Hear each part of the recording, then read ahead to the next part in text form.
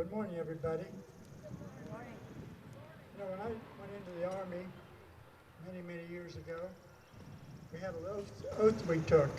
It said, I, Luther Gibbons, do solemnly swear that I will support and defend the Constitution of the United States against all enemies, foreign and domestic, that I shall bear true faith and allegiance to the same, and that I will obey the orders of the President of the United States and the order of the officers appointed over me, according to the regulations of the Uniform Code of Military Justice. So help me God. We can debate the legacy of war and what it means for the future of America. But remember, who stands ready to protect our freedom? Those who died to keep the freedom safe. It's up to us to honor them in our way by trying to make the country they died for a better place. The one common characteristic is that they all took an oath to die for America if called upon. Memorial Day is a time that many wear or proudly display poppies, not as symbols of what was lost, but as reminders of a living legacies. Let us all take this time to remember and honor the men and women who have given their lives for this great country. Let us reflect on their courage, their sacrifice, and their dedication to a cause greater than themselves. And let us recommit ourselves to the cause of freedom, justice, and democracy, so that the legacy of our fallen heroes will live on for generations to come.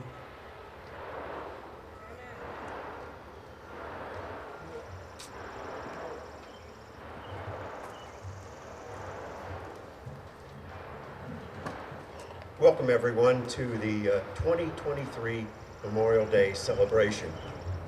And thank you for attending this Memorial Day ceremony, taking time to honor those who have served our nation. It's time once again to honor and remember those who have served our nation, to thank our veterans for their service and sacrifices to our nation, to remember those who gave their lives so that we may be free, to thank the families of the veterans for their contributions. Today is a time of peace, reflection, a time to thank our veterans for their service. The last few years have been tumultuous in civil and foreign strife. Take time to listen to different positions of view and try to understand someone else's opinion. No one is ever 100% correct. Remember that we can have disagreements and different opinions without anger and violence. We are all Americans, and we must be united in our fight against both tyranny, foreign and domestic. The City of St. Mary's remains committed to our veterans. Our 2022 dedication of the Ohio Army National Guard Monument is located in Memorial Park. And last year, if you'll remember, I invited you all to come up and see the groundbreaking, which was held directly after that. And then proudly on November the 11th, we dedicated that memorial. In a couple of weeks, the Ohio National Guard will once again be visiting our city in the park on a Saturday to honor the City of St. Mary's and its contributions to our efforts that we've always made to defend our country. This will be my last Memorial Day, and I have a heavy heart in thinking about that, but after 12 years, I think it's time for somebody else new to come up here and to carry the torch on into the future and carry our city into the 21st century, and to honor and continue to honor our veterans as they have served our country. I leave you with one last thought, and I always do this every year, a quote from Abraham Lincoln. A nation that forgets its defenders will itself be forgotten.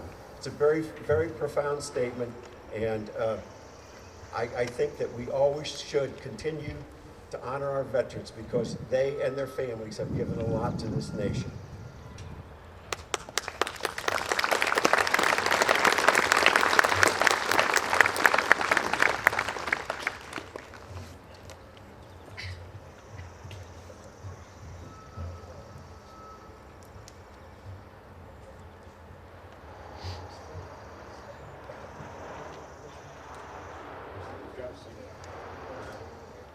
Hello everyone. Welcome to our Memorial Day ceremony. We have a couple guest speakers, as you have just heard, from our post chaplain Luther. We also had Mayor Patrick, and I'm Mike Bauer, the commander of the Legion Post 323. This is my first year doing this, so just a little nervous. But at this time, we're going to do the national anthem. So if we can have the band go ahead and set up and.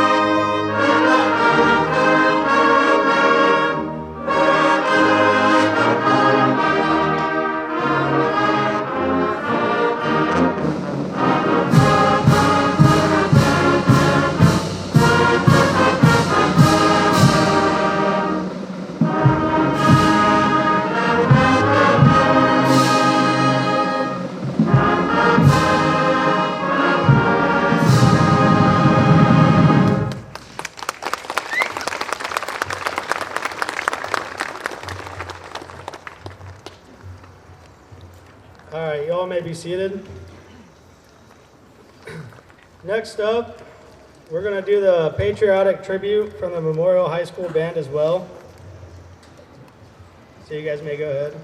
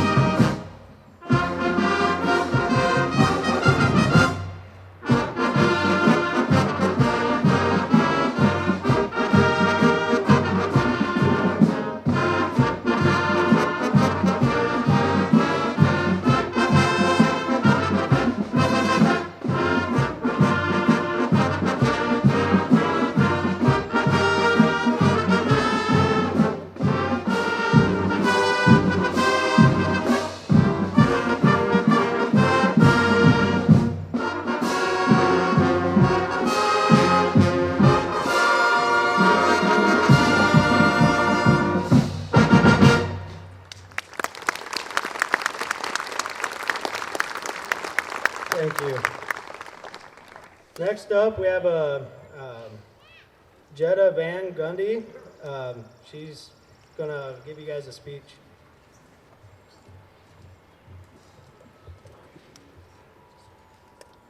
One of my earliest memories was when I was out to lunch with my dad at the bowling alley. And he started talking to a man sitting by himself. This man was wearing a hat that said World War II veteran. It was this hat and the conversation that ensued that piqued my curiosity as to why my dad shook this man's hand, paid for his meal, and thanked him for his service. My dad later explained to me that this man was a hero, braver than Iron Man, Hulk, and even Captain America. He bravely served our country to protect our freedoms, and he deserves our utmost gratitude and respect. Brave men and women who serve our country selflessly are true American heroes. A hero is defined as a person who is admired or idolized for courage, outstanding achievements, or noble qualities. As the great-granddaughter of 3 World War II veterans, I possess great pride and appreciation for their countless sacrifices they made to serve our wonderful country. Memorial Day is a day unlike any other. Since 1868, Americans have come together in communities, cities, and towns to place flowers and flags on the graves of those who have given their all for the preservation of our country. Today, I only ask one thing of you. Please don't forget why we celebrate Memorial Day. We gather here to honor our veterans, the few who were so willing to sacrifice themselves to defend our country. But there is a difference about today. Memorial Day isn't just about honoring veterans. It's about honoring those who have lost their lives in battle. This is a day set aside where we as a country come together as one and honor and remember our servicemen and women who answered America's call to service and paid the ultimate price. They bravely finished what they were called to do so Americans can live with their freedoms. Memorial Day is a time for America as one to stand up and say, thank you. We remember you. We are grateful for you and we appreciate you. You defended peace and freedom with honor and courage. Today, the nation honors you with gratitude and remembrance. We remember our fallen. We honor their loved ones, mothers, fathers, sisters, daughters, sons, brothers, and friends. Every year, families of the fallen are joined together and bound by loss in a way many of us can't even begin to imagine. But military families are something special. We don't have a word for a parent who has lost a child serving our country. Webster's and Oxford dictionaries leave us searching. So these mothers and fathers of our fallen military call themselves Gold Star parents, based on the tradition of the service flags that hung in homes during the World Wars. Each blue star on the banner stood for a loved one overseas, while gold stood for those never coming home. We remember you and we thank you for your sacrifice. It's daunting to think of the tremendous sacrifices survivors and veterans have made, physically and emotionally. Our men and women who serve are an extraordinarily selfless group. They fight as a team. They look out for one another till their last dying breaths. There are no words, just actions. Take the time not just today, but every day. Take a moment to say thank you to our fallen. Pray for their families as we must hold them up in our hometowns and honor the memories for those who never left the battlefields. We should spend time reflecting on their service and sacrifice and live in gratitude every day for the gift they have given to us. As a nation, we made a promise to honor our fallen. We keep this promise by strengthening the programs and services that our injured and ill veterans rely on, ensuring they and their survivors get the care they earned when they wrote a blank check to America for up to and including their very lives. So please, spend some extra time with your loved ones, step back from the daily stresses, and reflect on your freedoms that so many heroic soldiers died to protect. Today, I ask you to remember why you have the rights and freedoms we enjoy in America today. We don't know them all, but we definitely owe them all. Thank you to all who serve our wonderful country. Thank you to all those who died serving. You have truly gone above and beyond the call of duty. We are truly the home of the free because of the brave. Thank you. Amen. Right? Amen. And there's my son. At this time, we have another song from the Memorial High School Band. So if you could, go ahead and do your next He's such song for us. Thank you. a nervous Nancy.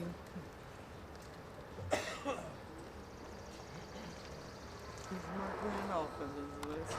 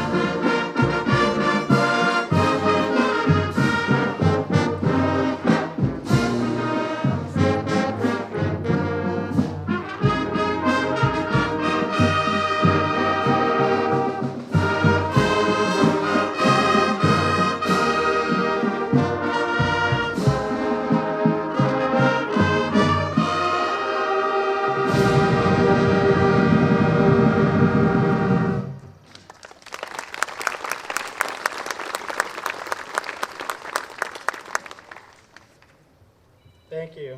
Now at this time we have another student speaker. Her name is Michaela Brackman.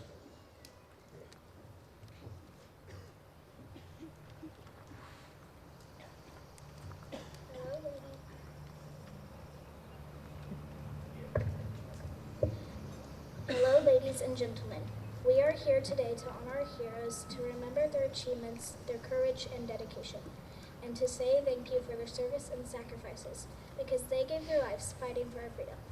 Most people know that on the U.S. flag, the 13 stripes represent the first 13 colonies, and the 50 stars stand for the 50 states in the United States. But not all of us know what the three colors, red, white, and blue, on the flag stand for. The red on the U.S. flag stands for valor. Our service members, both living and those who had made the ultimate sacrifice, are the embodiment of valor. We would not be able to have freedom without these courageous people who put their life on the line in the face of danger. The white on the U.S. flag stands for purity and innocence. Our soldiers have and continue to virtuously fight to maintain the innocence and purity of our country's youth and for our future generations. Blue stands for justice, vigilance, and perseverance. Our watchful protectors have given everything and endured long battles through treacherous conditions, all with the goal of maintaining our justice and freedom. We owe so much to our protectors. I am thankful that we can gather here today to remember how much they gave to the people of this country. Have you ever heard of someone talk about a service member receiving a Purple Heart? Did you ever wonder what exactly it was or what they did to receive it? A Purple Heart is awarded to a service member who has greatly sacrificed themselves or paid the ultimate price while in line of duty. It is the oldest active military medal in the United States. According to Joshua Schick, head of the National World War II Museum, the Purple Heart award got its start as the badge of military merit. The award was established by George Washington as an award of valor, merit, and heroic action during combat. This badge consisted of a cloth Purple Heart to be worn over the left breast. Washington presented this award in 1782 to 3 sergeants in his army. However, for the next 150 years, this award was overlooked. Throughout this time, the only American award that could be given was the Medal of Honor. In World War I, an organized level of medals given was for valor and merit began to take shape. It was not until 1932 that U.S. Army Chief of Staff Douglas MacArthur dusted off the old badge of military merit and renamed it the Purple Heart. MacArthur declared that the newly named Purple Heart would be awarded for meritorious service in the U.S. Army. At that time, around 78,000 Purple Hearts were awarded retroactively to Army personnel meeting the award's criteria. These awards were sent to the family members of those who served in the Civil War and up through World War I. In April 1942, in the midst of World War II, the award criteria went through some additional changes. The merit qualifications for this reward were removed and delegated to the newly created Legion of Merit. From this time on, the Purple Heart could only be awarded to those who were wounded or killed in any action. It was also at this time that the award was made eligible for all military members to earn, not just the Army branch. President Franklin D. Roosevelt made this honor retroactive to include all members of the military who were wounded or killed from the date of December 7th, 1941, the date of Pearl Harbor attacks, which brought the United States into World War II. It is believed that the award is purple because the color represents courage and bravery. By the end of the Second World War, nearly 1.5 million Purple Hearts were ordered to be made in anticipation of the final cost of victory and freedom. A staggering 430,000 service members received the Purple Heart in World War II. Thankfully, though these numbers were lower than originally anticipated, the surplus of Purple Heart medals made during World War II remains in inventory, being awarded during Korean War, Vietnam, and into our modern conflicts on terrorism. If you know of a service member who has received a Purple Heart, or if you know of a member's family who has received a Purple Heart, in their honor, ask them to tell you their story and of the events that led to receiving this award, because this is their legacy to you. These are the acts of bravery and sacrifice that they made in order to secure your freedom, and these acts should never be forgotten. We will always be grateful to these individuals. Please take the opportunities that these brave individuals have offered us and pay it forward to the next generation through vigilant service and the resolve to remember those who sacrificed for us and for our freedom.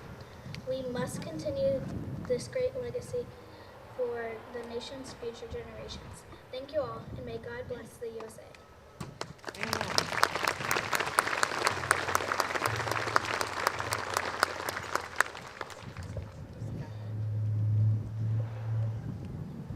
We now have another student speaker, Hannah Brackman.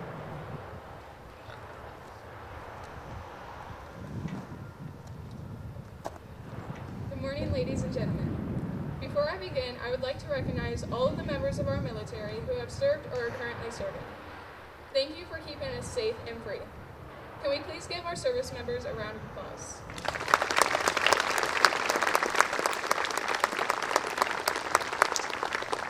Thank you. In addition, I would like to thank John McJunkin and his wife Marcia for organizing this portion of the memorial event for many years. We greatly appreciate your hard work and years of dedication that you have put forth in helping us honor and remember our fallen servicemen and women.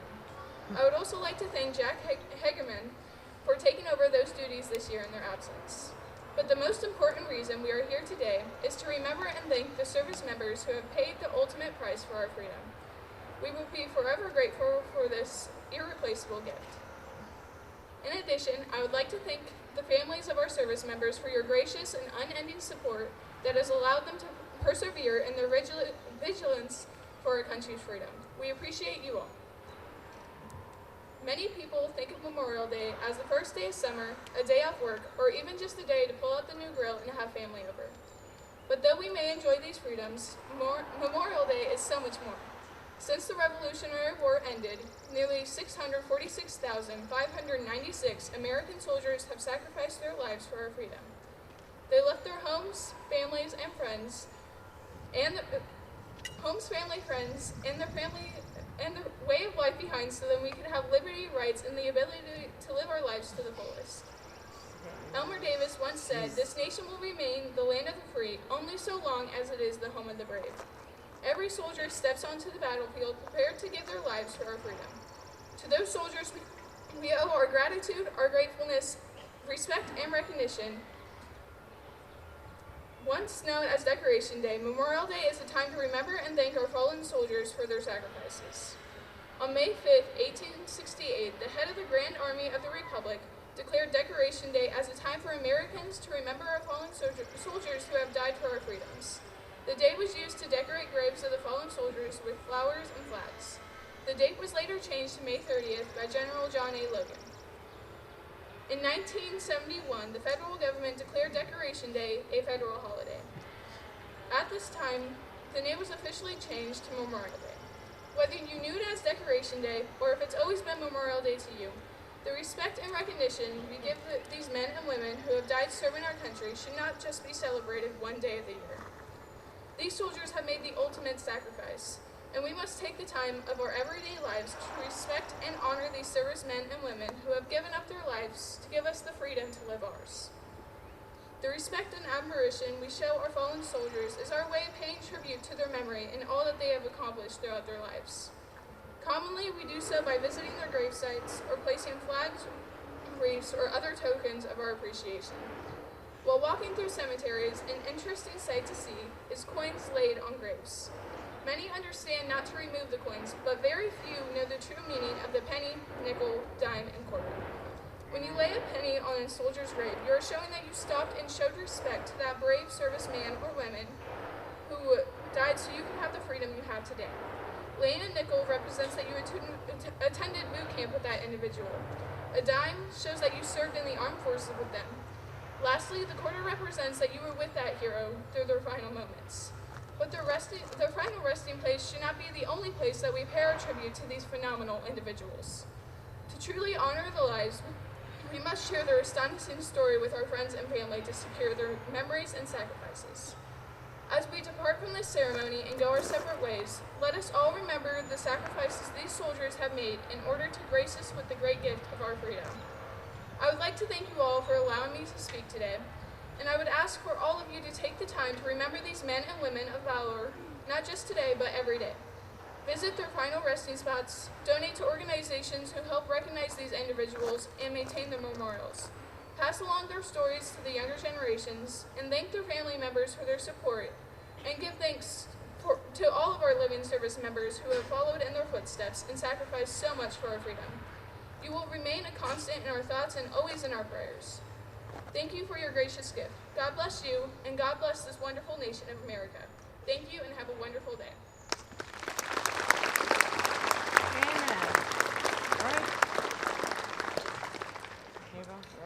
Now at this time we have another song from the high school band.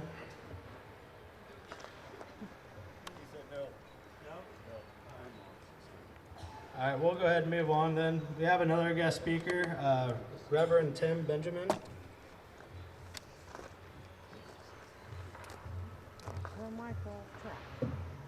My name is Tim Benjamin, and I'm the pastor at Wayne Street Church here in town, and I'm also the president of the Rotary Club.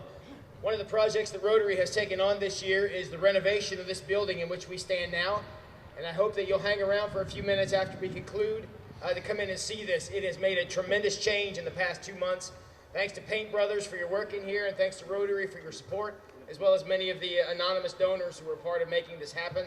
And you need to come in here and see it. You're not going to believe it if you knew what it looked like before. I want to begin today at the beginning, all the way at the beginning. It's Genesis chapter 1, verse 1. In the beginning, God created the heavens and the earth. Now, if you know anything about the creation of our earth, God created our world by conversation. He spoke it into existence. All of what you see around us here today exists because God spoke it into existence. The lesson we take from the first chapter of our Bible is that there is power in words. We may not have the power to hang the stars in the sky or push back the oceans with the power of our words the way the good Lord did, but our words still have power. In a much smaller way, we too can speak things into existence. This is why we should never take words for granted, because words have incredible power. Now, there's a sea of difference between a criticism and a compliment, an argument and a conversation, a curse and a blessing. But one thing that all these things have in common is they are all composed of words. And that is because words have great power. Let me give you some examples of words that were spoken in significant moments that have great power. These are some phrases you'll probably recognize. Abraham Lincoln said, 77 years ago, our fathers brought forth upon this continent a new nation, conceived in liberty and dedicated to the proposition that all men are created equal. Thomas Jefferson, with some help from Ben Franklin and John Adams, said, we hold these truths to be self-evident, that all men are created equal, that they are endowed by their Creator with certain unalienable rights, that among them are life, liberty, and the pursuit of happiness. Standing on a mountain near the Sea of Galilee, Jesus said, our Father, who art in heaven, hallowed be thy name. These are powerful words because they spoke to a reality that we all wanted. Like Abraham Lincoln, we want to honor women and men who gave their lives in service to our country. Like Thomas Jefferson, we want to claim independence over any force that stands over us as a dictator. And just like Jesus, we want to identify and respect that God was able to speak the world into existence. These things only matter if we put them into words. We have to speak them into reality. And this has never been more true than it is today. There is so much in our world as we see it today that should not exist, but it does. That is because not enough people are willing to speak what is right and what is true. And since those words are not spoken often enough, plenty of other voices are there to fill the gap, to fill all the empty space with talking, including all the space inside of our heads. Fill it with words that end up meaning nothing. Honorable words need to be spoken, and they must be spoken early, and they must be spoken often. And they must be spoken by normal people like you and like me. Yes, we need our leaders to speak honorable words, but that's not enough. Words of honor, faith, devotion, love, compassion, those words have to be spoken by us, or else the good that these words create will remain uncreated. Here in this very cemetery, in the graves, particularly up there in the old section, is the final resting place of people who spoke words of freedom and liberty, and they spoke those words with their blood. All through this cemetery for hundreds of years are fallen heroes who saw something that was wrong, and when their country needed them, they were willing to stand up and to speak words of meaning and honor. They were willing to enforce the honor of these words to the very end of their lives. Thank God this world does not ask such a high price of all of us. So we stand here today in awe and reverence at those who did pay that price, to make sure the honorable words can be heard in every corner of our country and across the world. By their sacrifice, it is much safer for us today to speak those words of honor. Which is why standing here today, there is no excuse for silence. There is no excuse for those words not to be spoken. Our country needs us to speak those words of honor, to speak them loudly and proudly, and make sure that we toe the line to be able to continue to speak those words of honor. Look, I understand the world does not want to hear words of honor. But you know who else understood the world does not want to hear those words? It was the very people who gave their lives to say them. It's not a new development that people want to hear an easy lie over a hard truth. It has been that way forever. The difference today is that rather than risking your life to speak words of honor, you're simply risking your social standing or your reputation or gossip or other rights and privileges the world may give you if you're willing to compromise. The evil forces of this world will do whatever it takes to silence words of honor. But this is when we must remind ourselves of the great leaders of the past who spoke words of honor even when the world did not want to hear them. And John Paul Jones said, "I have not yet begun to fight." When John F. Kennedy said, "Ask not what your country can do for you, ask what you can do for your country." When Ronald Reagan said, "If we forget that we are one nation under God, then we will be a nation going under." We stand here today on this sacred ground here in this cemetery, and we find ourselves on the doorstep of opportunity. We have a chance to speak words of honor and to do it in the names of those we came to remember here on this Memorial Day.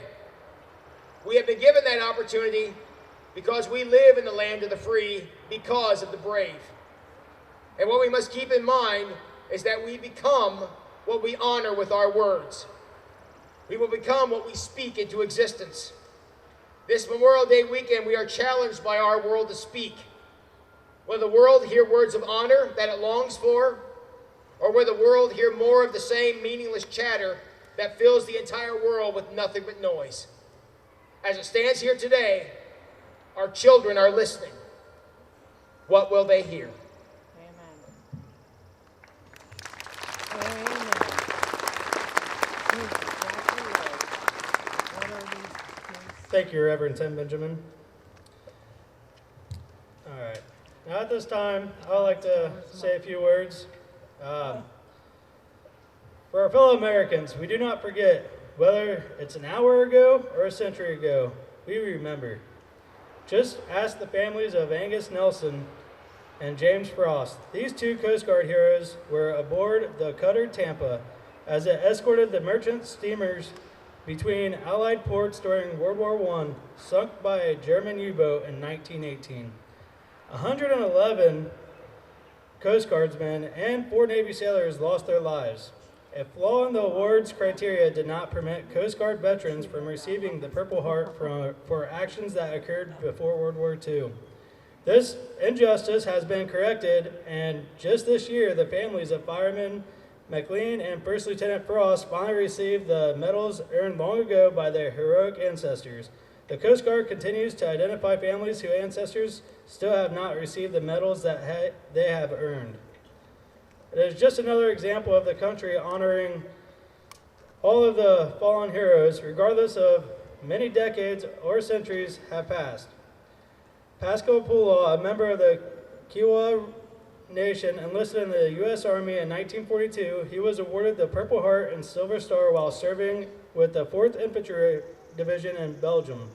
But his story didn't end there. He was awarded 2 more Silver Stars and a Battlefield Commission for his actions in Korea.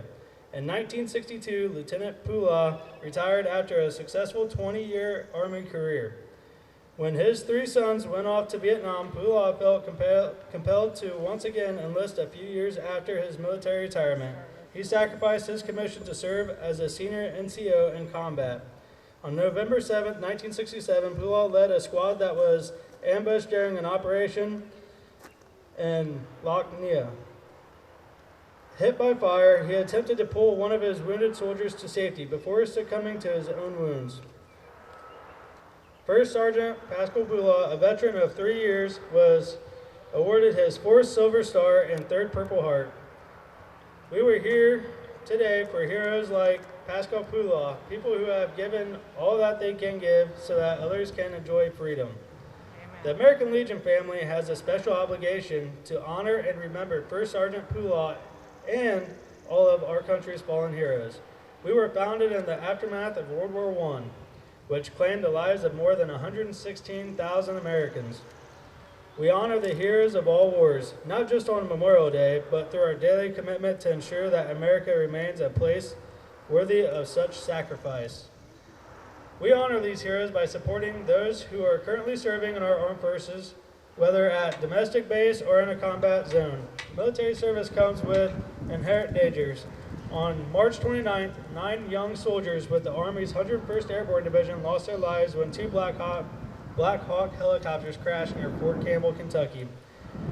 Their commander, Major McGee, said their sacrifice through our formations will be through our formations for years to come.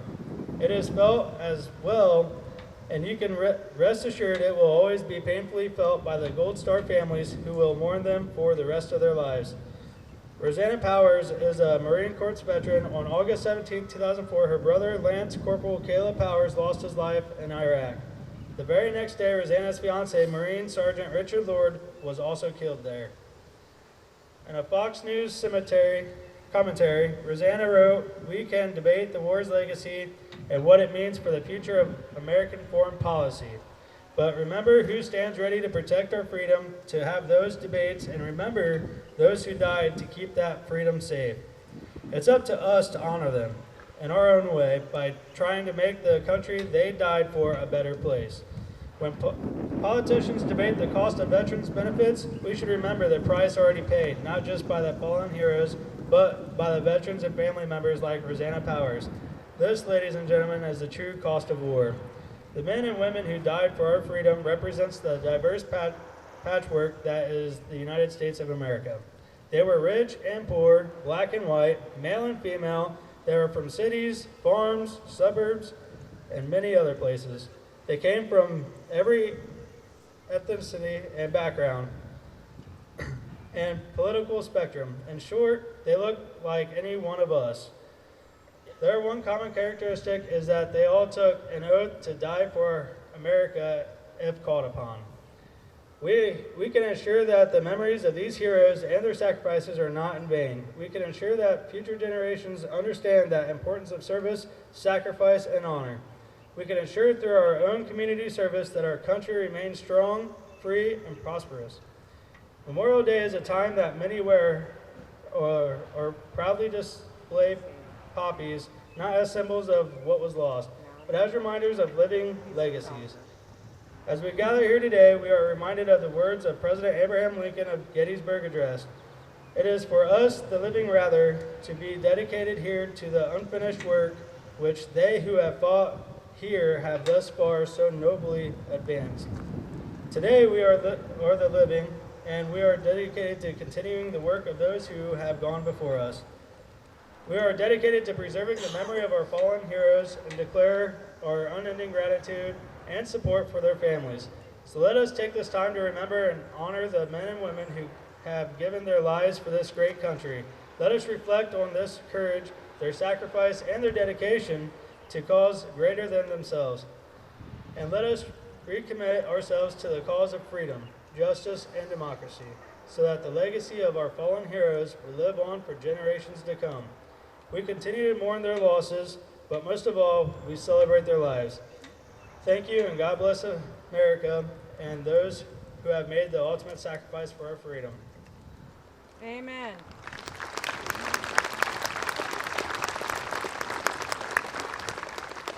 And the last thing I want to quote here, something that definitely means what we all go through every Memorial Day. There are no heroes here, only those who are willing to sacrifice it all, asking nothing in return to never be forgotten. It isn't about barbecues or ball games or the weather at the beach. While those things are nice, take 2 minutes to remember in silence those gently souls that paid the ultimate cost and will never see those things again. Those are words to remember this Memorial Day, written by Kevin Avera.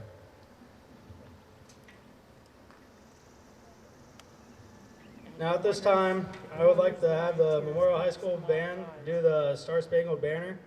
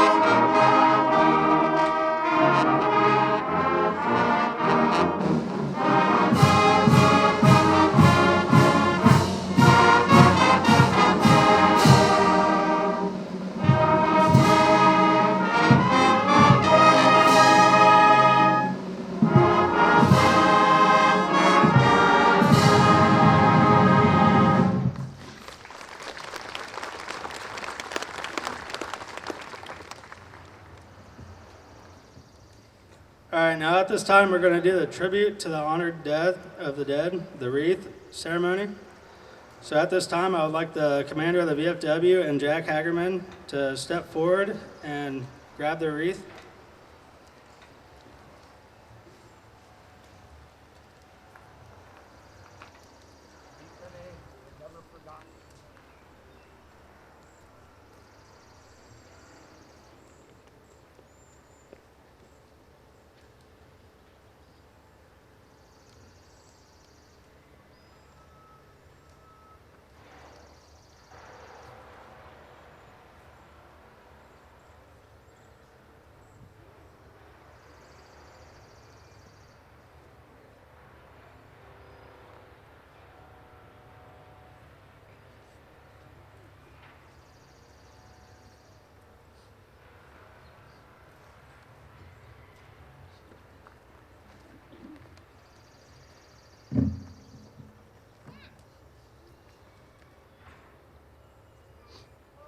Now at this time, I would like the VFW firing squad to do their salute to the honored of the dead.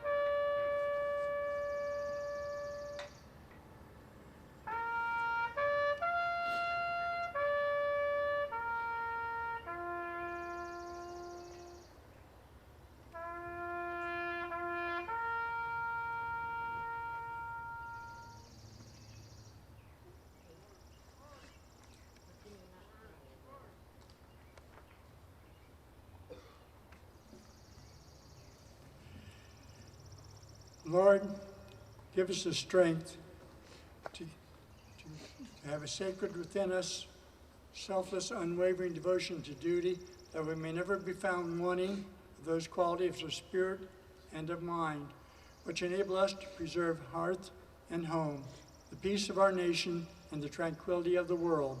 May the day come when we can live in kindness and walk humbly in your sight. Amen.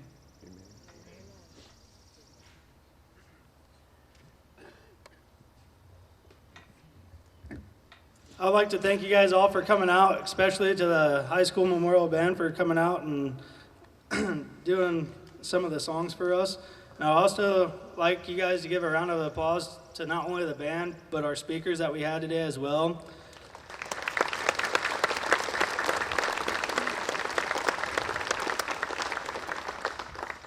I feel like they spoke a little better than I did today. But at this time, this will conclude our ceremony, and if you guys would like to come and see the chapel before you guys leave, you guys are more than welcome.